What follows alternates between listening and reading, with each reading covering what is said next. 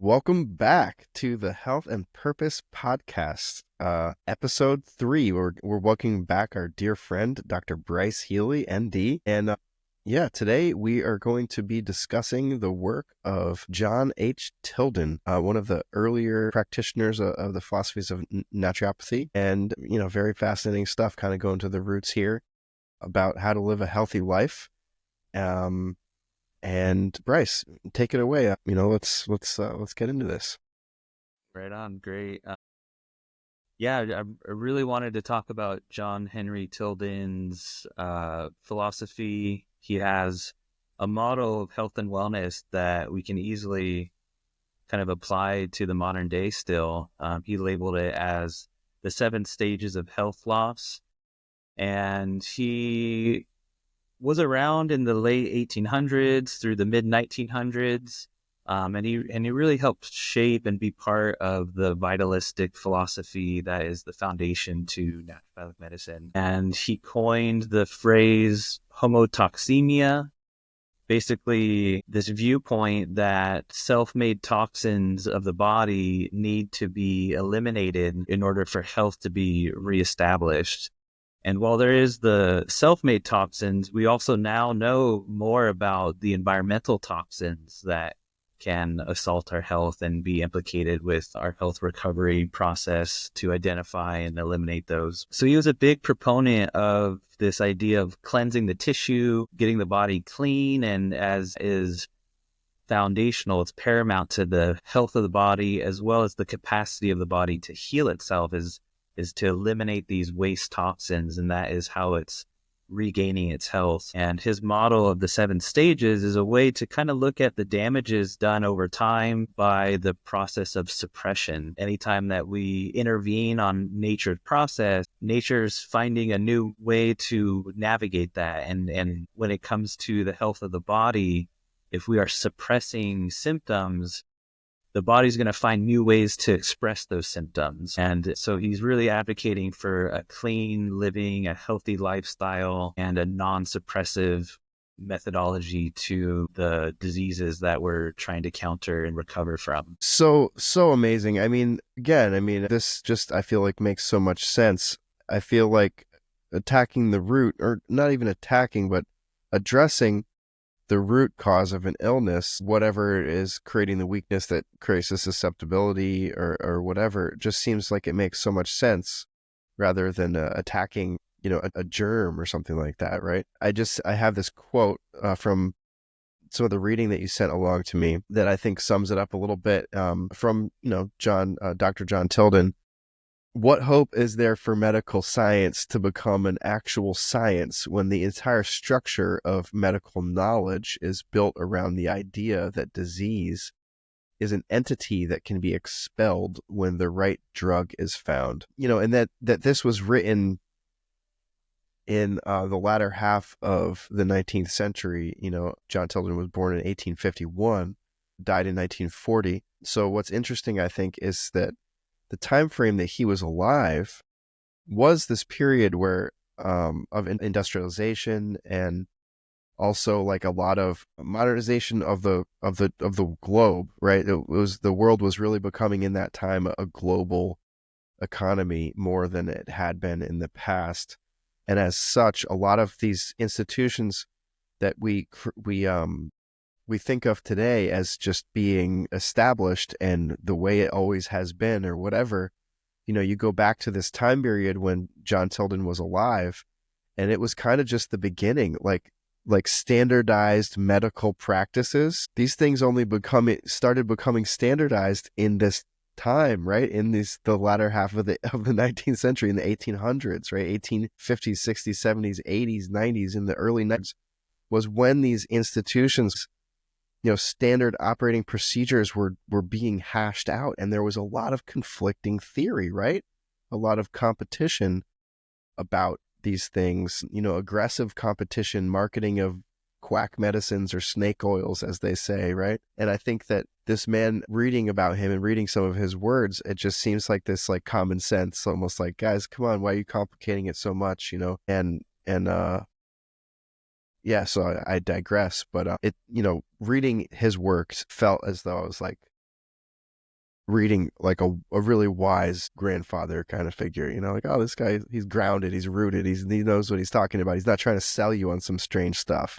Yeah, I know the writings of these old vitalistic doctors is like so, they write in a way that's just so captivating, and it just rings like it's so like honestly true, and it gives us that like, yes, like this is right, like let's keep going on this path. And he got to see the introduction of the pharmaceutical model of medicine. He saw that basically rolling out and being part of how doctors were starting to treat. And he just, that firsthand experience of seeing these damages that the pharmaceuticals were doing as far as the suppression in that model of vitalism that he is a proponent of, he fought against it really strongly. And there's a whole side branch worth just mentioning about the Flexner report that came out in 1910, which is really the basis of the modern medical association. Is from this Flexner report that was Rockefeller funded and JP Morgan funded.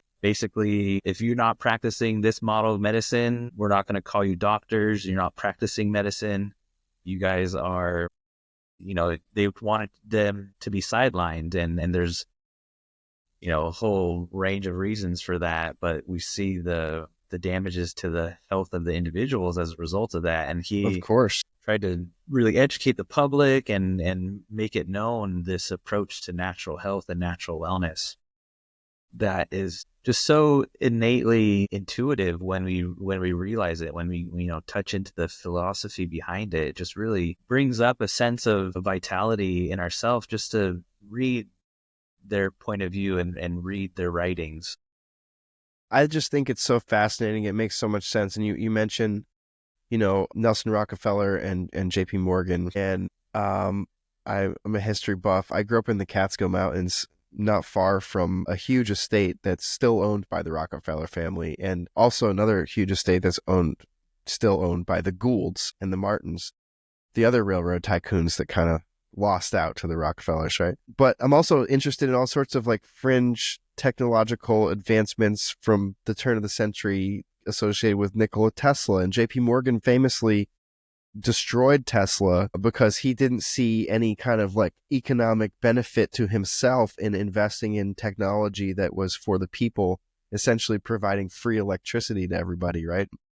So it only makes sense that these huge financiers, that were so involved in the big infant stages of the development of our greater, continental national medical systems, they did have an eye on profit. They were capitalists. They were like the guys that invented capitalism practically, and industrialists, right? So it makes sense that they were backing this huge model with these very strict contractual rules, right? Very rigid, which is not what medicine or life is about. It's not contractual. It's not rigid. It's exploratory, and, what works, and it just happens. And, when you read John Tilden's writings, I got the sense of like, wow, when it comes to health on the real level, there's not like a whole lot of things that you could really charge people for, like, because you're talking about like fasting, which is basically not eating, right? So you're not paying anyone to not eat, right? And then, clean water and this type of thing. And these days they're trying to make things like clean water a commodity that you have to pay for. And they've succeeded in a lot of the world. But my point is that it does seem as though maybe some of these simplistic, very integral, valuable life studies of people like this man have been kind of sidelined in the name of pharmaceutical interests and capital interests, because possibly what it seems like I keep reading is that health is just like actually much simpler than we've been led to believe. We need these drugs. And he talks a lot about mercury, because back then they used to use mercury injected and encapsulated. People would actually ingest mercury on purpose. Now we know, like 100 years so later, crazy. 130 years later, like that's totally insane, It's poison, but I suspect that they knew it back then too, because he also talks about how if they were going to do any kind of mercurial medicine, there was this whole other practice that they needed to do to remove the mercury out of you afterwards. So It seems like it might have been fishy from the start, you know? Right? Yeah. Here's this mercury, but then, oh, we got to try to get that out later. I mean, that's still an issue today is obviously we know the heavy burden of heavy metals that people can fall prey to. Right. So you had mentioned there's a particular element of Dr. Tilden's writings or life work that you're interested in discussing today. I believe it's like the 7 stages of health or something like that. Is that correct? Yeah, well, so he called it the 7 stages of health loss as, basically describing the consequences of suppression is that our vitality is reduced. And then when that happens, more disease is able to burden our body because we're not eliminating toxins as effectively as if we were not suppressed. So his and this is why I really love him as a vitalist doctor, and that he has this viewpoint, this paradigm shift that the issues we go through in our body that we label as diseases are the effects of not eliminating the wastes as efficiently.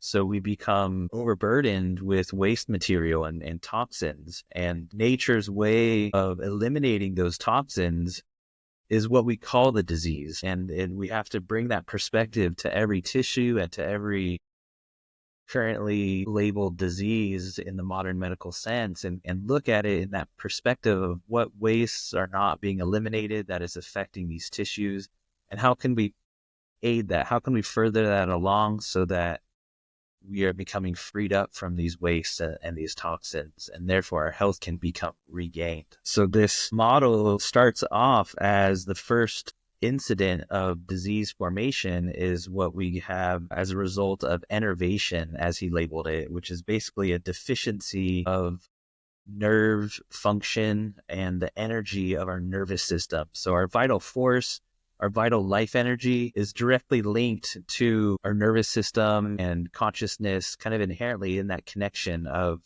the central nervous system, bringing these signals out to the body.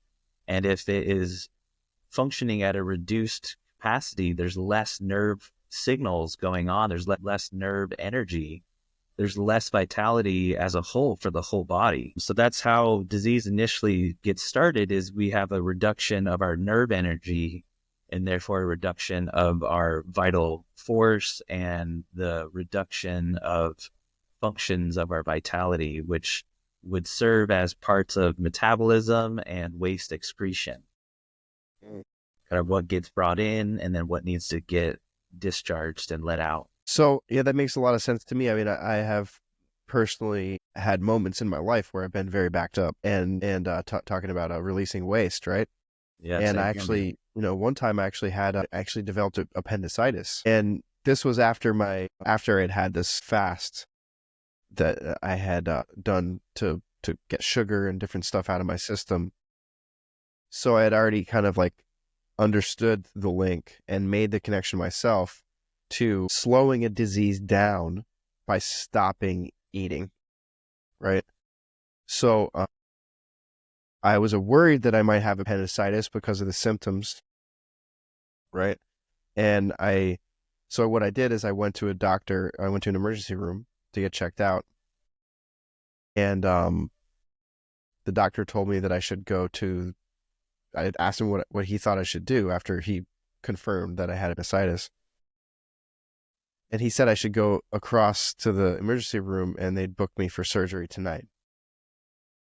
And this was actually 5 days into the whole ordeal. And I had started to fast. I hadn't eaten in 5 days at that point. And the pain didn't go away, but it had crescendoed, and it was kind of in a holding pattern. So it wasn't getting worse. At that point, I wasn't afraid that my appendix was going to burst.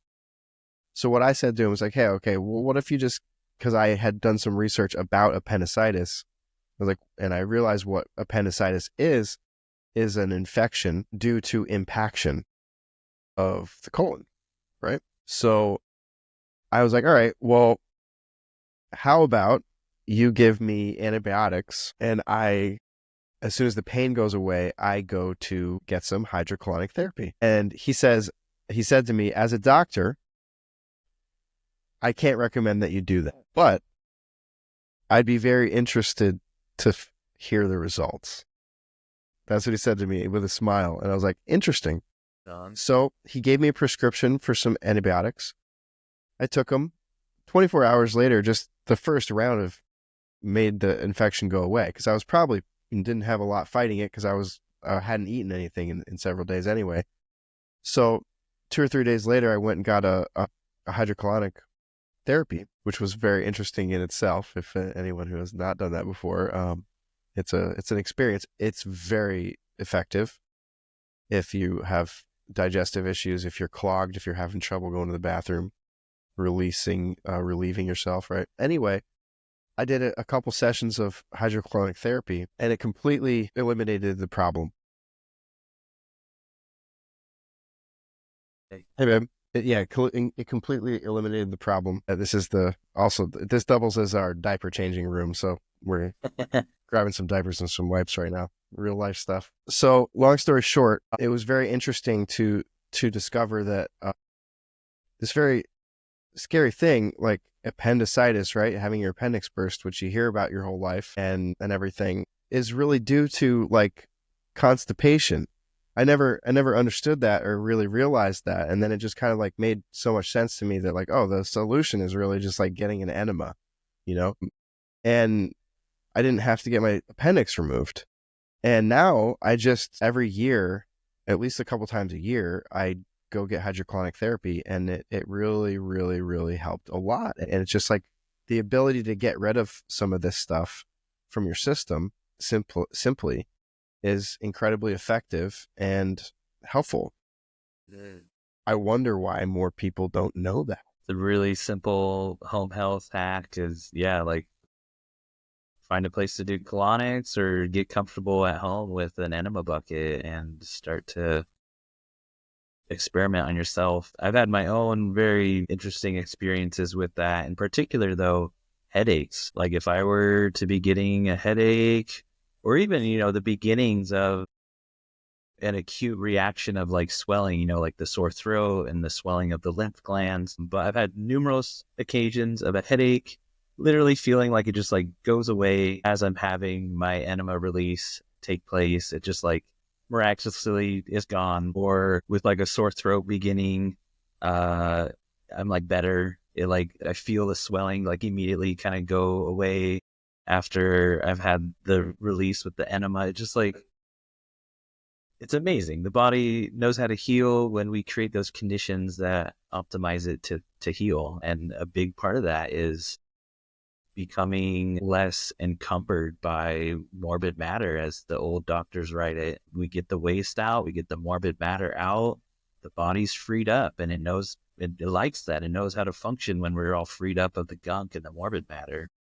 Yeah, it is quite miraculous, and it really just makes so much sense because, again, it's amazing to me that more people don't really realize this. And there's a lot, if you look online too, there's a lot of hate on hydrocolonic therapy. They say that it's super dangerous and all this different stuff, and I'm sure if you do it wrong, maybe it could be, but it also seems like, there's a lot of finances riding on making sure that people stay sick these days. So I think that, simple, cost-effective ways to like basically eliminate all disease probably aren't on the high list of things that our society wants to support these days. Unfortunately.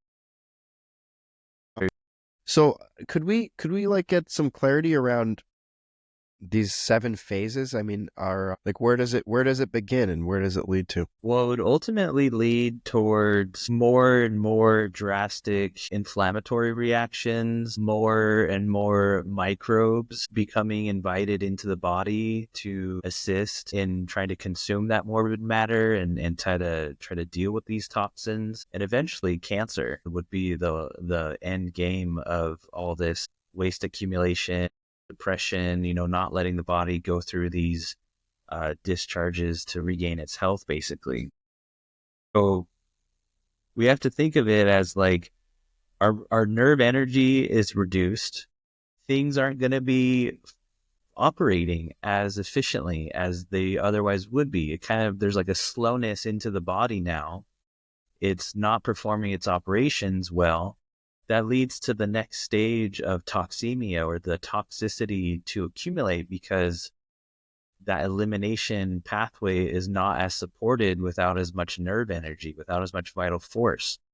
So that reduced elimination of toxins leads to additional accumulation. And that can be typically of our own metabolic processes. And that's where he comes in with the theory of self-induced irritants and self-made toxins that further don't get eliminated because the nerve energy is reduced. But nowadays, we know there's many sources of these additional toxins through the environment, from foods that we eat, air that we're breathing, water that we're drinking, different things that we're applying to our body that would basically shut the skin down and prevent our skin from being an elimination pathway. So his theory, looking at these elimination pathways, later become better known as the emunctory system of the body, the function of emunction, which is how the body or any cell or organ system is functioning as a secondary excretion organ. Every cell, every body, waste product comes in, it becomes metabolized like we would understand in an industrial process. And then there's some product, but there's always some waste matter. And that waste matter has to be excreted. So every cell has functions of waste excretion that we label, that we call the emunctories.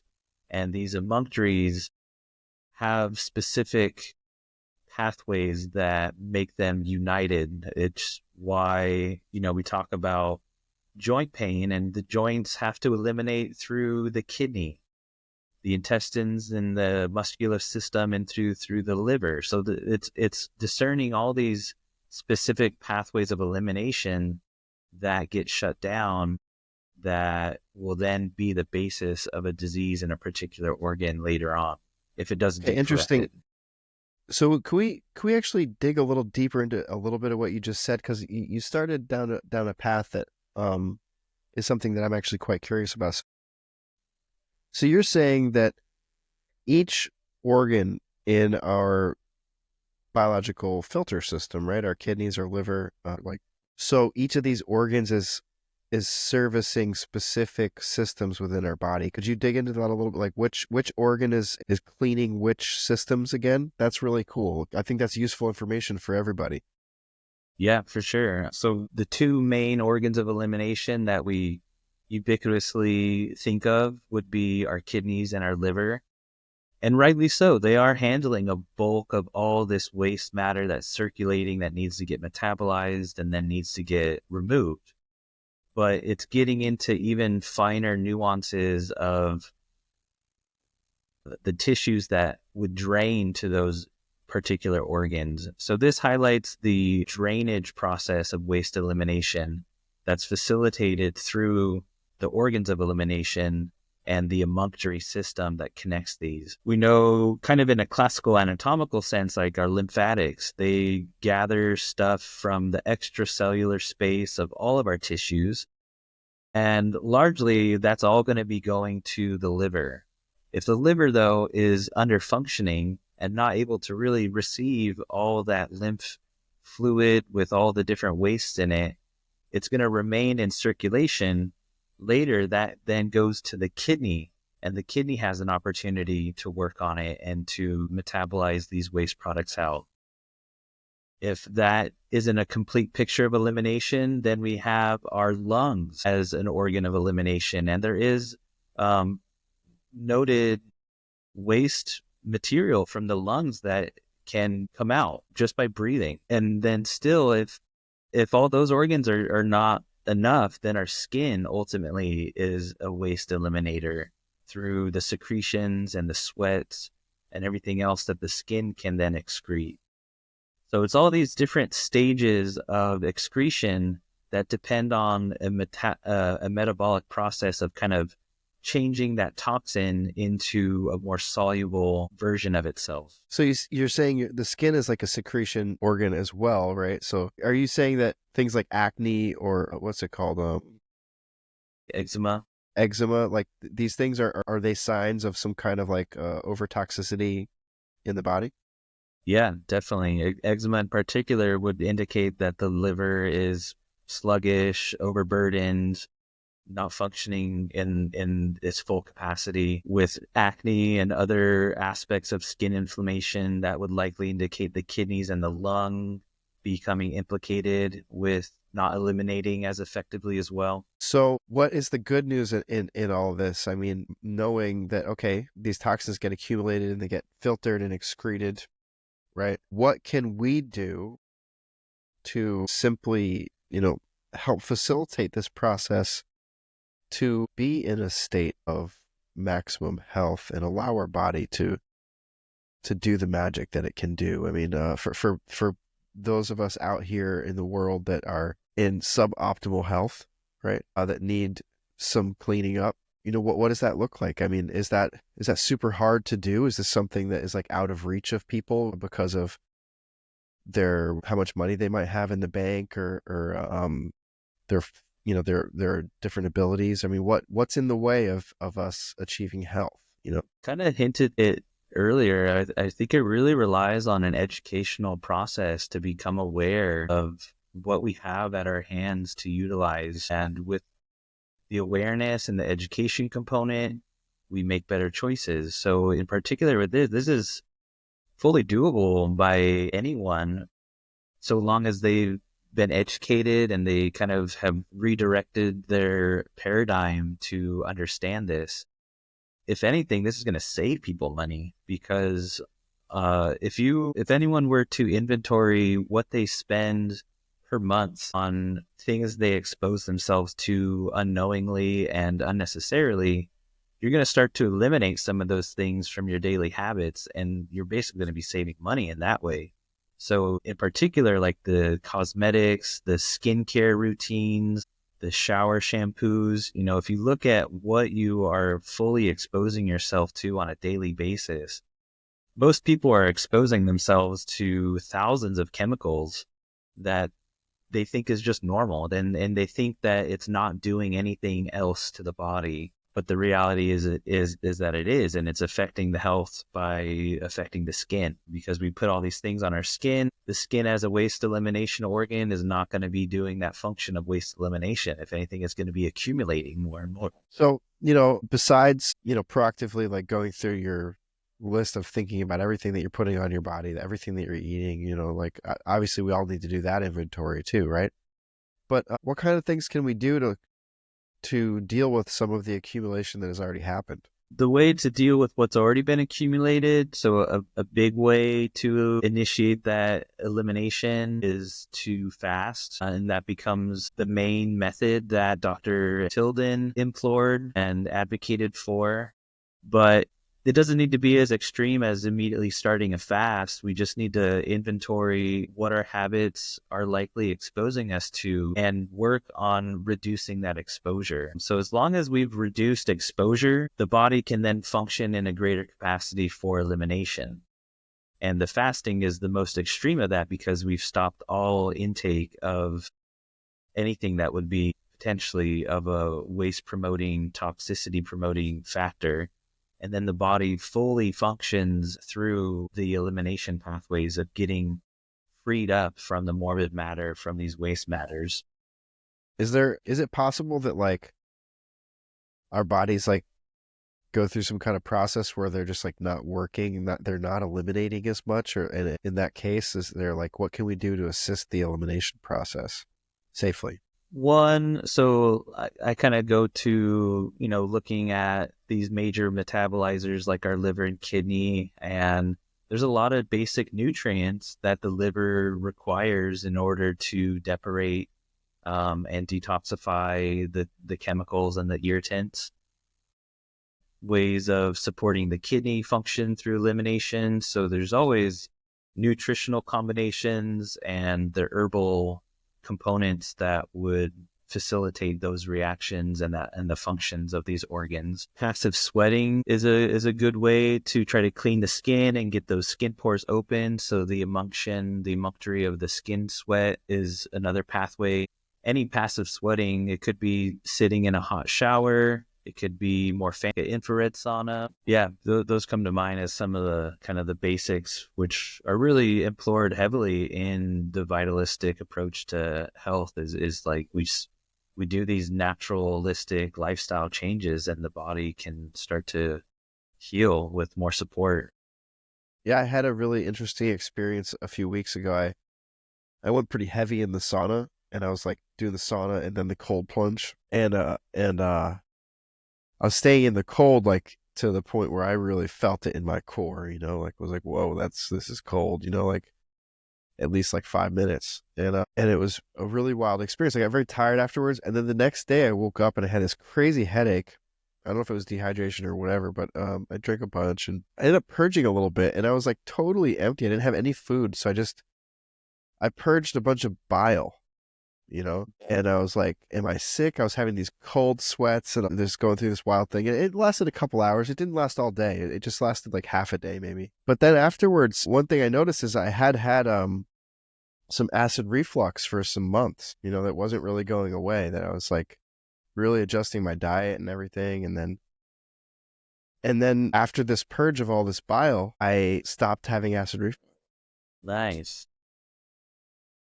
I think the two were connected. I almost felt as though like this intense session in the sauna maybe triggered this reaction that I had, and at first I thought maybe I was sick, but then I didn't have any kind of fever or anything like that. It was like a very mini one, but it was sort of like this, like last time we talked, you mentioned your healing crisis, it also almost was like a mini healing crisis, I was like Exactly. crazy headache. I was like, what's going on? I like couldn't open my eyes. And then suddenly I'm like hugging the toilet bowl, barfing my brains out with nothing in me, just straight orange liquid coming out. But is it common for that kind of extreme reaction to a cleansing process? I know that in the past also at one time I did have hydrocolonic therapy one time when I was pretty clogged and not feeling that great in general, and it precipitated within a couple hours after the colonic. I had one of the worst headaches I've ever had in my life, and I was just like sitting on there on the couch. And apparently I've been told that can happen sometimes. It's not super common, but it's common enough that it's not surprising that it happened. Almost like the detox response. I mean, is that like a toxic shock thing, or like can you talk about what might have been experiencing? Is there an explanation for that? Yeah, there definitely is. And the simplest explanation is that it's a sign that those organs that receive a majority of our toxins to eliminate are overburdened. They are kind of operating at kind of like that max capacity already. So then you do a practice like the alternating hot and cold, which can really kind of like stir it up heavily, and then your body's like, well, I'm trying to like process all this out because it's in circulation for me to work on, but like it can't do that all at once. So things remain in circulation. You notice yourself feeling a little crummy. So your stomach ended up working harder to try to be this elimination pathway. Probably received that bile that did get released from the liver upwards, and that further kind of irritated the stomach to purge and get that out in a faster route. So it really highlights that disease, as we label them, are nature's expressions of healing itself. These purgation reactions, like the fevered sweating, the diarrheal reaction, the vomiting reaction, these are ways that the body is trying to eliminate these wastes in as fast and effective way as possible. And it's a sign that you have enough vitality to recover and to heal, to kind of use that vital energy, use that energy to do that reaction. Interesting. So it's very dependent on where people are at in their health set points and their waste accumulation set points. If they have been heavily overburdened with waste and their body can't tolerate that amount of elimination all at once, then they struggle and they become symptomatic, and it's been labeled as a Herxheimer reaction. It's basically too much detox needs to happen that is not happening, and you kind of get a little re-sick on everything that is put back into circulation. And so it shows that you just need to slow down. It shows at one level you do have good vitality. You just need to focus on getting these emunctory organs functioning a little bit more effectively. Um, and hopefully you won't have as bad of a reaction moving forward if you give Sure. that support early on. Yeah, I mean, what can we do to help our organs function more better? Well, depends on which organ exactly we're talking about. I usually talk about these stages of health loss at my work doing addiction medicine because we focus a lot on the liver and what the liver is doing with all these substances that are being abused and needing to come out, and the role of alcohol affecting our liver function. So with that organ in particular, there's a lot of liver support that we can be giving to our body nutritionally or with herbs. And that would be a good mainstay of operation, is give that targeted function for a little while, a couple months, to really kind of rebuild nutrient reserves, get the liver working as best as it can with all this good support around, and then initiate a large type of cleansing practice to try to take a bulk of this waste matter out all at once in a very short amount of time. So you're saying revitalize first. Re-nutrify, I think, is better. Okay. Okay. As we re-nutrify, these organs of elimination function better, which then will allow for our vitality to naturally come back as elimination is being supported, especially as we then go through more intensive periods of elimination that really will then fully liberate much more vital energy, which will allow us to regain our health. Because all of this is starting because we've lost nerve energy, we've lost vital energy because of the irritants that we've been exposed to, the poor function of the organs because of low nutrient reserves, all these different exposures and suppressions and inflammation that we're dealing with. Re nu Is this a word? Renutrification? To nutrify, re-nutrify, Is that a word? I don't know. I don't know, I might be making it up. Yeah, it's okay. I guess nutrify is the word. I'm all about making up words. It's all right. No big deal. As long as you understand what we're saying here, right? Yeah, exactly. That's the most important thing. Might get some hate from all the Debbie Downers out there that want to nitpick us, but I'm all right with it. All right, cool. So basically what we're saying here is that, like, hey, like, regular people and not regular people, like, whatever, but we can heal. It's going to be all right. We can figure this out.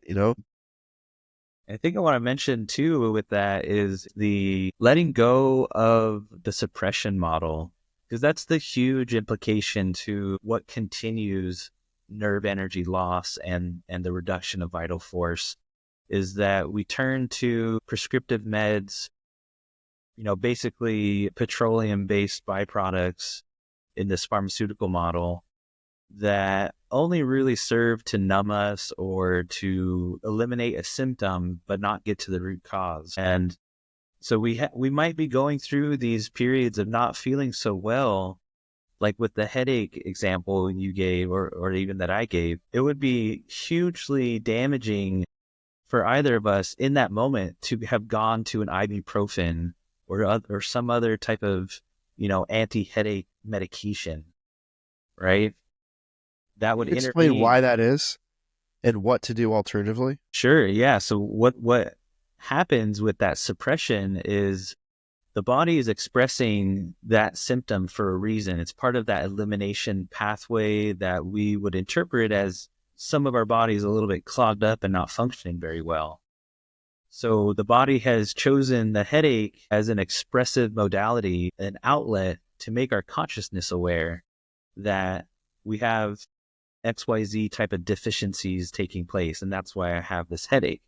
So if I were to eliminate that signal of a headache, suppress it, the body then tries to find a new avenue to make the expression, to make us aware that we are struggling in our health, that we're struggling in the organs of our body. So on one, it's that the body has to react to that drug medicine. It has to deal with the toxicities of it. And because it's based in the petroleum world of chemicals, it has to go through some toxic metabolism to detoxify it and process it.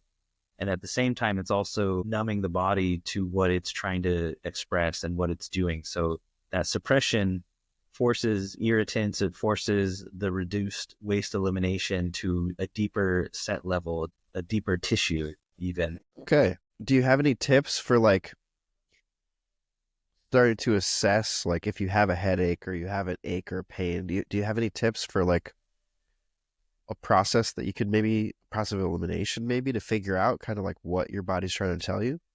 For a beginner, I feel like, for me, I know like usually if I start having a headache, 9 times out of 10, it just means I'm dehydrated. I need to drink some water, maybe with some salt in it, something like that. How would you go about assessing how certain sensations are affecting you and what the source might be? Right.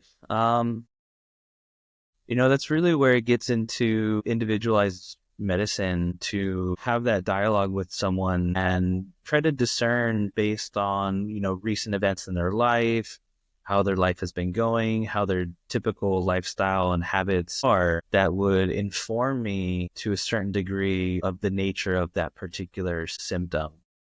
Because every particular symptom can have several different causes, like a headache from dehydration, a headache from stress and muscle tension, a headache because of circulatory issues, a headache that is more neurologic based because of something else going on. These are where it becomes a more individualized approach. It's hard to speak broadly in that regard, other than working with a really finely tuned doctor that understands the vital force and understands your individual needs. And also maybe doing like a deep exploration of self, at the same time in tandem. Yeah. This seems like a worthwhile study. It's totally worthwhile. And there was another question you asked me earlier about ways to regain that nerve energy, that vital force. And that's where we have nature to turn to. There's a huge amount of prescriptive elements that are natural energy based that will raise our vibration. Getting sunlight, getting exposed to clean, fresh air, getting exposed to water in its different ranges of temperature, doing hydrotherapy. Some focused, mindful-based movements that help us reconnect to our body, become more aware of what's going on structurally with our body, is all part of the health recovery track that we all need to learn, become familiarized with, and to employ and do, and find that we heal when we do connect to these elements of nature. In reading John Tilden's, some of his biography here that you had forwarded over to me, one of the things, he talked a lot about a bunch of different stuff, but part of his philosophy too, in regards to like early childhood development, he talks about things like not feeding kids meat until after they're 6 years old. And just to say, he also was very specifically an advocate of eating flesh, of eating animal products, animals, right? Eating meat. But he was saying he didn't believe that children under 6 should be eating meat, which I thought was really interesting. And he was also saying not to expose babies or small children to bright lights and different stuff. It makes me think about screens, right? So we see how, a lot of people are saying it's really important not to let your kids watch screens at a young age. How relevant are these things in the modern day? Do you feel like these things on that level are relevant to, rearing children these days? I mean, should we be not feeding our little smaller children meat? Am I being a terrible father by giving my kid chicken nuggets once in a while? I mean, it's okay if I am, I want to figure these things out. I don't think they're as important as he writes them to be. Obviously, nutrition sciences are ever evolving, and ideas, I think, we need to re-examine. And the basis for him in that point was largely about the factor of protein putrefaction that happens in the intestines. So for him to say like the children under 6 shouldn't be given the animal meat would be due to that digestive putrefaction and how that could implicate a waste accumulation that is higher than what the young child would be able to eliminate. But I don't think that is a huge devastating blow to the body. Obviously, like I let my kid eat meat, and he's a very healthy, active kid. And, so it's like ideas like that, we always need to kind of like, okay, well, that's an idea. It's a possibility as far as a lifestyle, but it might not be the truth and it might not work for everyone. But, as far as like the light exposure, definitely that we know the effects of EMF are out there and being researched and looked at more. And it's something that we always have to be mindfully aware to deal with on some level. We have to, because it's part of the exposure. So How about exposure to sugar early on? I mean, I was reading earlier today, I think, that, giving children under 2 added sugar, like actual, like refined sugar, like crystal refined sugar, yeah. right, is actually like super detrimental to their long-term health and can actually like predispose them to like type 2 diabetes and this kind of thing. It's a chore to eliminate sugar from one's diet. I mean, if you start looking at labels, geez, it is frightening how much sugar that they're pumping into us. Yeah. How important do you feel like it is to really be monitoring these things for ourselves, but also, I mean, especially obviously for our children? Very important. Yeah. I think the sugar argument is more worthwhile than the no meat under 6 argument, in my best opinion. Just neurologically, what goes on with sugar that is highly processed in that way, taken out of its natural context and added into things that it otherwise wouldn't be at that level of sweetness at. It's like an explosion in the brain, especially the young toddler brain that doesn't know how to process the intensity of that. And then, we label that as like the sugar high. They get the zoomies from all the sugar, but it's because they become so mentally excited. Their brain is just like firing off like crazy. So I think the sugar is a huge factor for the young kids to stay away from. And not just the sugar, but like the additives, maybe the The coloring and additive all sugar this. is, yeah, the huge issue. Yeah. Certainly choosing things that are of a less sugar filled nature besides fruit is definitely the mindfulness component. Yeah. Yeah. And then, I'm trying to like think about the various ways in which this waste accumulation and elimination, how this affects us all. I mean, in practical notes, I mean, is there a component to weight loss that is connected to these accumulated toxins and everything? And not only in like losing weight, but in like the body's ability to get rid of toxins and the body's ability to lose weight, the body's ability to be regulating the production of essential hormones within our systems. I mean, not only can you help get rid of these toxins, but through a detoxification process, are we also actually like making our body more effective? Like if we wanted to lose weight, could we theoretically, put our body in a space or in a state where it is functioning optimally and efficiently to, to burn more fat more quickly or more effectively through paying attention to some of this elimination? Yeah, definitely. I hear it all the time too, of just like, I started gaining weight around, this day so many years ago, and I just haven't really had a success to lose weight. I hear it all the time. It's like people notice, at a certain date, something changed, something shifted. It was at that point, like I never was able to lose weight again, and I've only been gaining weight ever since then.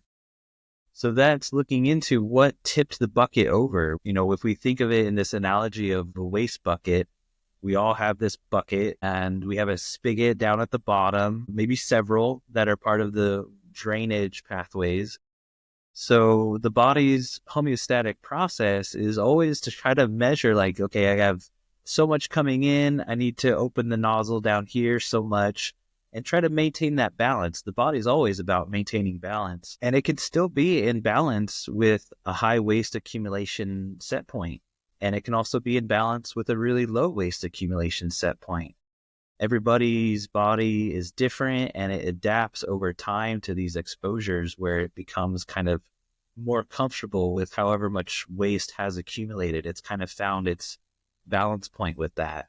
But eventually, no matter what, at some point, the bucket does get full and it starts to spill over. And that's where we notice that we're having a more detrimental process in our health. There's a more extreme health challenge that comes about. Something gets diagnosed, or, something else major in our functions starts to decline. So we all need to discern where we're at in our set point with our waste accumulation and how much we're able to tolerate opening it up to eliminate and find that new set point.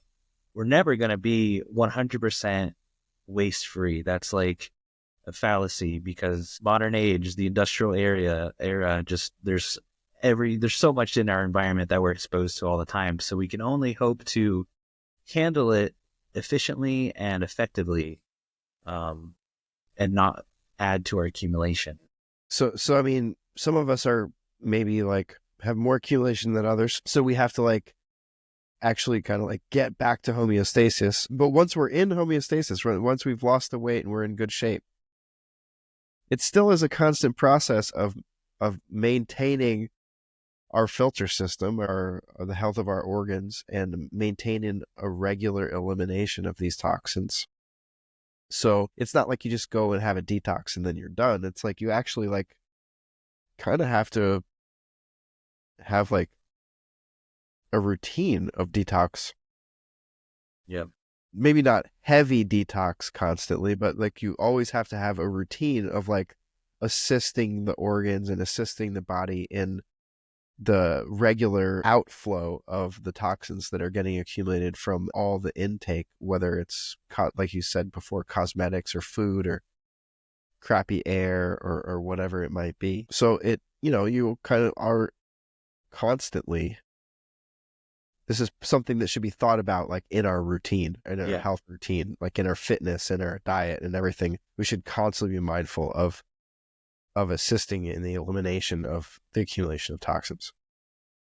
Yep, definitely. It has to become part of the lifestyle change and the mindset that we have in the operation of our life. That's really useful for me to hear. It's interesting. I feel like, we're all like really smart beings. I mean, we all have a lot of capacity, but I find myself like realizing things that I probably should have known already sometimes. And I feel like I just kind of made a connection of like, oh, wow, like I've always been thinking of like, doing a detox or something like that, like once or twice a year here and there. But like, okay, wow, maybe it should just be like part of my routine. Not like, again, like not like a full on like intense detox, but like maybe I should just be mindful about like in maybe some herbs I might be taking, or certain stretching or exercises that I might do, procedures, saunas, cold plunges that might actually be specifically assisting me to be continuously offloading some of the baggage that I'm kind of accumulating day to day. Okay. That's quite helpful. I'm actually gonna incorporate that into my routine, because I love saunas and I love cold plunges and that kind of stuff, but it's funny, for whatever reason, I never really was thinking about it like detox. I was just I like the warm, the way that it makes me feel. Like the cold feels like it helps my breathing, and the warm just kind of loosens me up, Sometimes getting a little older, 42 years old, you know what I mean? Like I'm not in the best or worst shape of my life, but I definitely I have to work for as limber as I can be. I have to work for it. I got to work for that flexibility, and the sauna certainly is an incredible tool for that. So, bringing it back to Dr. John Tilden, I mean, what do you think are some of the most important messages that this man has to offer us in this modern time, now that we're tapping into his wisdom of looking at the elimination of the accumulation of waste within our bodies to create a state of health and regeneration to prevent and to cure disease? Good question. There's so many great quotes that you can find of the things that he says that basically reiterate this philosophy of vitalism, that the disease is the body's expression to get well.